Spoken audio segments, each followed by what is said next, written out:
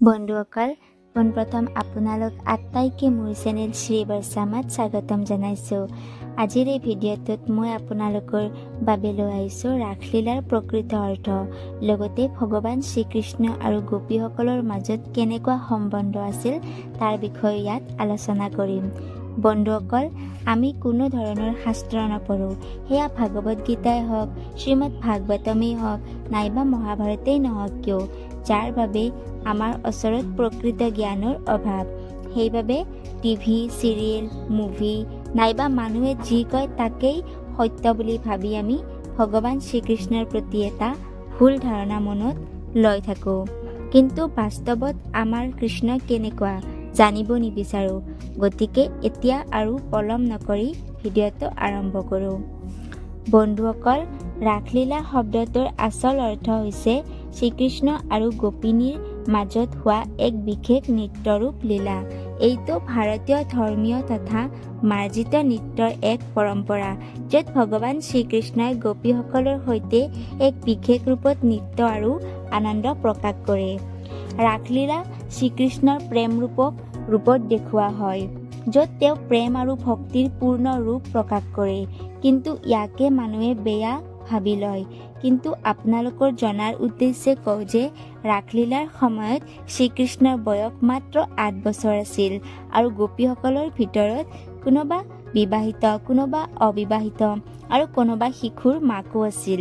গতিকে এটা 8 বছৰীয়া শিশুৰ লগত কৰা নৃত্য কেনেকৈ কাম বাসনাৰ লগত জড়িত হ'ব পাৰে? কি কালি আমাৰ মাজত ভগৱান শ্ৰীকৃষ্ণ আহি যদি বাঁহী বজায়, আমি কি তেওঁৰ সৈতে নৃত্য নকৰাকৈ থাকিমনে? সেইবুলি কি আমাৰ মনত কাম ভাৱনাৰ ভাৱ জাগি উঠিব নেকি? আচলতে যোনে এনেকৈ ভাবে তেওঁৰ মেণ্টেল হেল্থৰ প্ৰব্লেম আছে, সেয়েহে তেওঁ ডক্তৰক দেখুৱাটোৱে উচিত। আজিকালি কেতিয়াবা কিছুমান ল'ৰাৰ মুখত শুনা পাওঁ, সিহঁতে 3টা-4টা গাৰ্লফ্ৰেণ্ড লগত ৰাখে আৰু নিজকে শ্ৰীকৃষ্ণ বুলি কয়, আমিও কৃষ্ণ। নাইবা কিছুমান ৰিলছতো শুনা পাওঁ যে প্ৰেম কৰিবা শিৱ ভগৱানৰ নিচিনা, শ্ৰীকৃষ্ণ ভগৱানৰ নিচিনা নকৰিবা। কিন্তু তেওঁলোকে হওক বা আমিয়েই হওক শ্ৰীকৃষ্ণকেই নাজানো, তেওঁ কোন, তেওঁৰ লীলা কি আৰু বৰ কথাবোৰ কৈ থাকোঁ। যিদিনা শ্ৰীকৃষ্ণক বুজিম, জানিম, তেতিয়া নিজেই স্বীকাৰ কৰিম তেওঁৰ নিচিনা পৰম উত্তম পুৰুষ, উত্তম চৰিত্ৰৱান না কোনোবা আছিল, না কোনোবা আছে নে থাকিব পাৰে।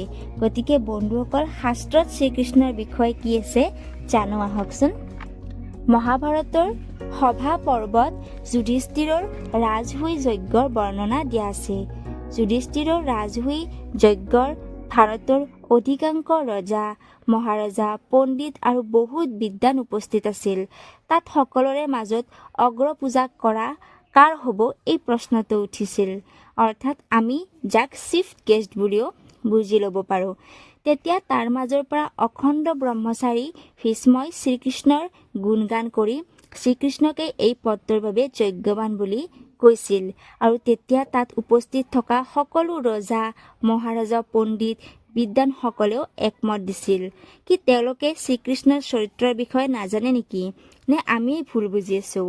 মহাভাৰতৰ সভা পৰ্বত শ্ৰীকৃষ্ণৰ গুণগান কৰি অখণ্ড ব্ৰহ্মচাৰী ভীষ্মই শিশুপালক বুজাবলৈ এনেদৰে কৈছিল, বেদ বেদাংগ বিজ্ঞানম বলম চ সাভ্যম ধিকম তথা নৃণাম লোকে হি কৌ অন্যে অস্তি বিশেষ কেশবাদৃতে দানম দাক্ষম শ্ৰুতম শৌৰ্যহিম কৃতিৰ্বুদ্ধিৰুত্তমা সন্নতিম শ্ৰী ধৃতিৰ্তিষ্ঠতি পুষ্টিস্য নিয়তাশ্ৰুতে।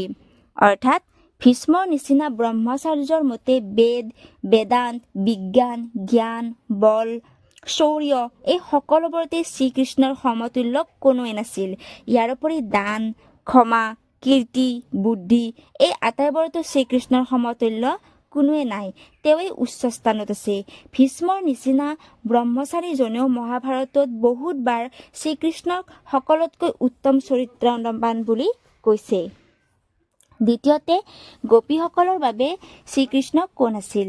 টিভি চিৰিয়েলবিলাকত গোপী আৰু শ্ৰীকৃষ্ণক গাৰ্লফ্ৰেণ্ড বয়ফ্ৰেণ্ড বুলিয়ে দেখুৱাব বিচাৰে। কিন্তু শ্ৰীমদ ভাগৱতমৰ মতে তাৰ অধ্যায় 29 দশম স্কন্ধত উল্লেখ আছে।